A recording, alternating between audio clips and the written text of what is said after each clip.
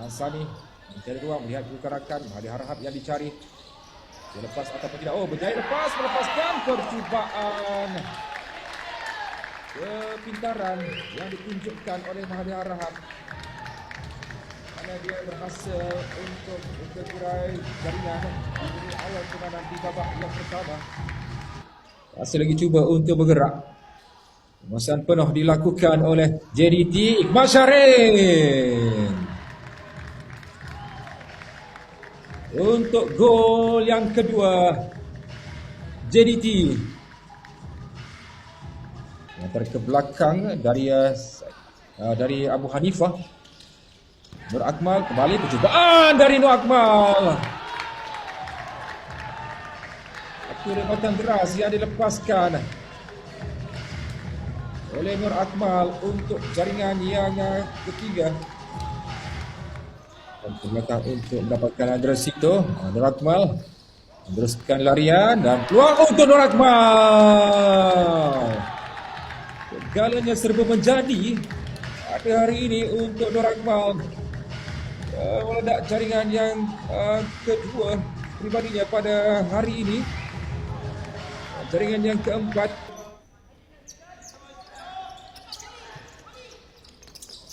Terus Ambia sekali lagi. Ini sebenarnya isyarat yang dilakukan oleh Firdaus Ambia tadi. Bertenang dahulu. Tengok saya buat gol. Inilah jaringan yang dilakukan dari Samsudin.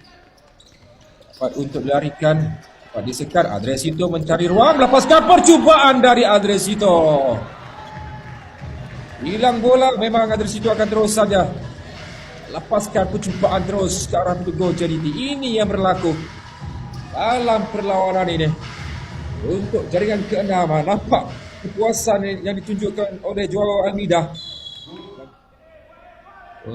memberikan sepakan sudut kepada ATM.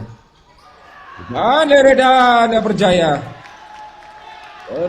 dalam situasi sepakan sudut itu. Kita lihat tidak sebenar-benar jaringan dapat dilakukan oleh ATM.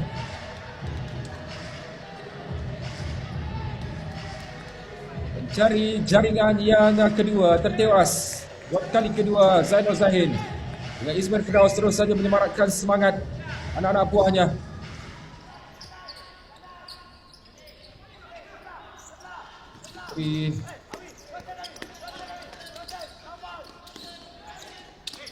Kena Iqmal Syarin. Ruang Iqmal Syarin. Lihat gaya yang ditunjukkan oleh Iqmal Syarin.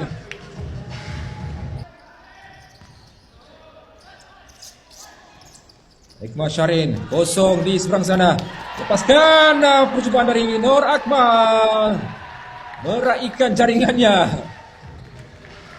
Hasil dari gerak balas serangan yang cukup laju dilakukan oleh JDT untuk gol yang ke-8 daripada Nur Akmal dalam perlawanan ini.